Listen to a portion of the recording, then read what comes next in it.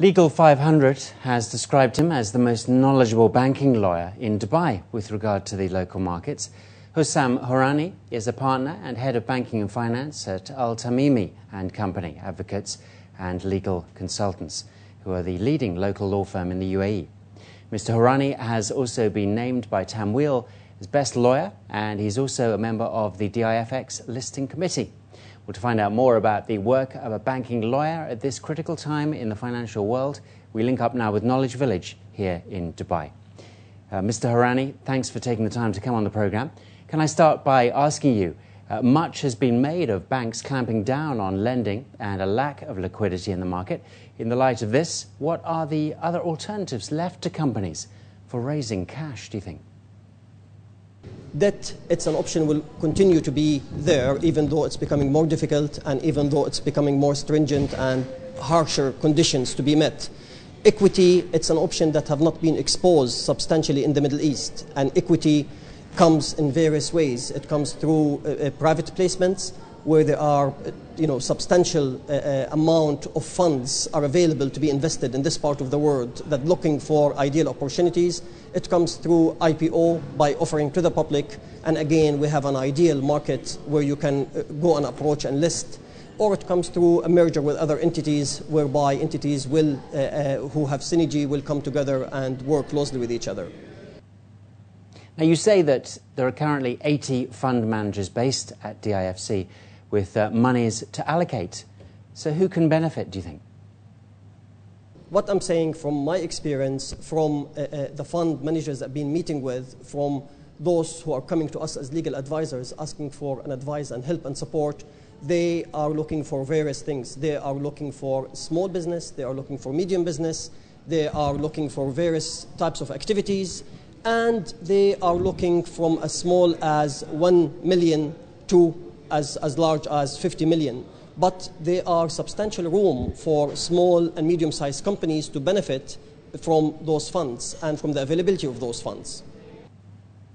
Now, does this mean that there's been a substantial change in the thinking of fund managers? Fund managers will be focusing more on industries, will be focusing more on added value and services, where they will be investing more on those aspects of the business rather than real estate related business, which will lead to the encouragement and the expansion of the services sector, of the industrial sectors, and we will see more activities in that sectors, which will more or less come up to balancing the economy. Now, last month we reported that Nasdaq Dubai was planning to lower the ratio of shares a company can list to less than half of its stock, so as to attract more family-owned and small to medium-sized businesses to launch an IPO. Is this still on track?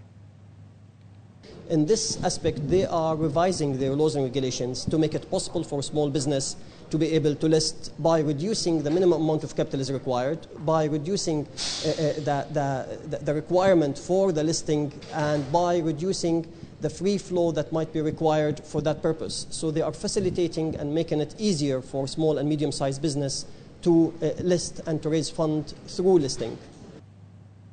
Now, you've advised several companies to list on local bourses, including Drake & Skull and DP World. These companies have also seen the value of their shares plummet since going public. Surely this is not a good advert for listing. Obviously, we have seen in the past few months, many of the companies, the prices of the shares have went below the bar price or the market price. And many investors, they were looking and saying, I wish I could delist, or I wish I could basically invest in private rather than in publicly listed companies because of the drastic reduction that they've had. This might continue to be in certain sectors, might continue to be in certain activities, but listing small and medium-sized business doesn't only give you the exit strategy for the investors, but it only gives you the international practice and standards that you need to comply with, and they will have a different type of pressure being a small type of business, and the exiting and the reduction or the fluctuation, it's bound to be far less than the bigger and more liquidated companies.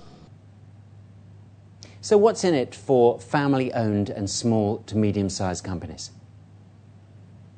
When you are listing a company, you have made a commitment that you want to grow your business from a small family business to a more or less an international business, to a business where you have corporate governance that you need to adhere to a business where you separate the ownership from the management, to a business where you can reach out to more and more people and more region, to a business that will stay even after you, to a business that the employees and the managements can be part of it and can own shares on it and feel that they are part of the commitment.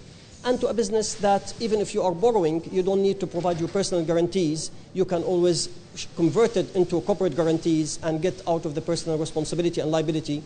In addition to that, you might be thinking that I want to exit part of my investment and cash it out and do other things to divert my interest.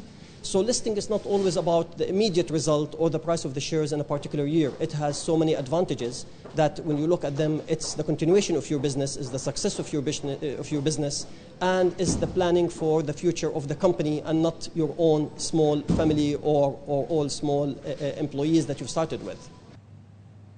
All right, well, HusamHourani, many thanks once again for your time today. Thank you very much, Greg. Well, that's it for this edition of Inside Business. If you'd like to get in touch with the programme, you can do so. You can write to ib@city7tv.com. But for now, from all of us on the business team, goodbye and have a good weekend.